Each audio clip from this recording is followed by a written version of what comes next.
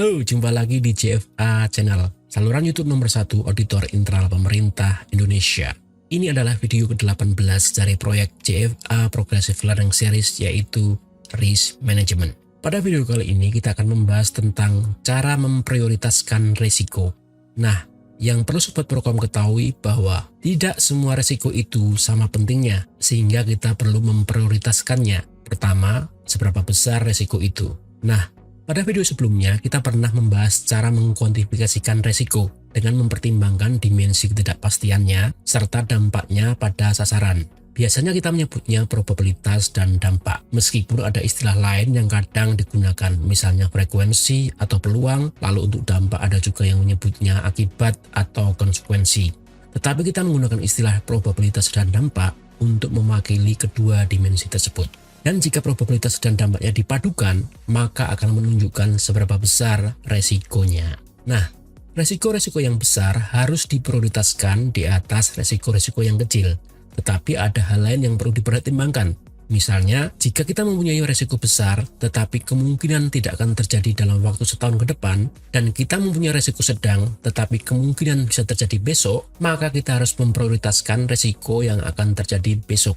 Ini disebut proximity atau tingkat kedekatan waktunya. Jadi, kedekatan waktunya juga perlu dipertimbangkan selain probabilitas dan dampaknya. Jadi inilah faktor-faktor tambahan lainnya yang perlu dipertimbangkan. Selain itu, ada dimensi lainnya lagi berkaitan dengan waktu. Bukan soal kapan resiko itu akan terjadi, tetapi kapan kita harus segera menanganinya.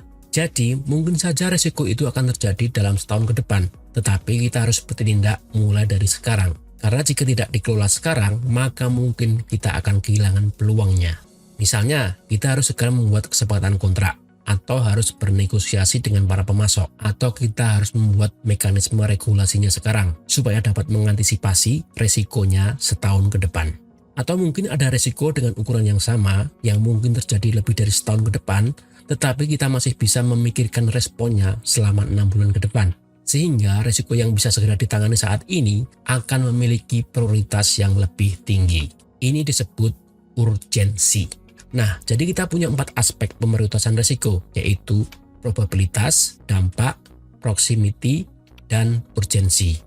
Selain 4 aspek di atas, ada lagi aspek yang berkaitan dengan konektivitas atau keterkaitan sebuah risiko dengan risiko-risiko lainnya. Artinya, jika sebuah risiko itu terisolasi, terpisah dari yang lain, maka ketika risiko itu terjadi, tidak masalah, karena tidak akan mempengaruhi risiko-risiko yang lain. Maka risiko itu akan dianggap kurang penting dibandingkan risiko yang kecil, tetapi berkaitan dengan 10 risiko lainnya. Karena jika risiko yang kecil ini terjadi, maka akan memicu 10 risiko lainnya terjadi. Jadi keterkaitannya juga perlu dipertimbangkan di sini.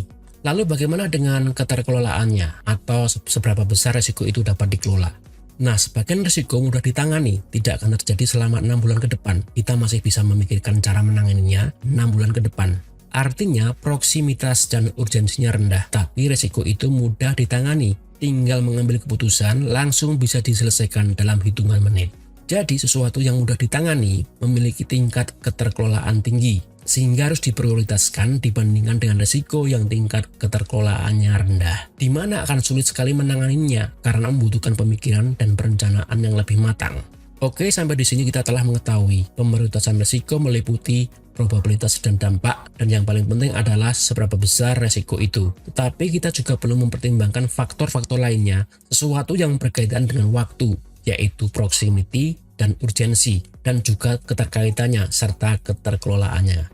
Jadi ada beberapa faktor lain yang perlu dipertimbangkan, dan ini berkaitan erat dengan tingkat maturitas risiko instansinya. Jika instansi Anda baru memulai, maka pikirkan saja tentang probabilitas dan dampaknya, yaitu seberapa besar risikonya. Artinya, ancaman yang besar perlu ditangani, peluang yang besar perlu diraih, sementara risiko-risiko yang kecil bisa ditinggalkan. Tetapi jika instansi Anda sudah memiliki tingkat maturitas risiko yang tinggi, maka Anda mungkin dapat memikirkan 4 faktor tambahan tadi: proximity, urgency, connectivity, dan manageability.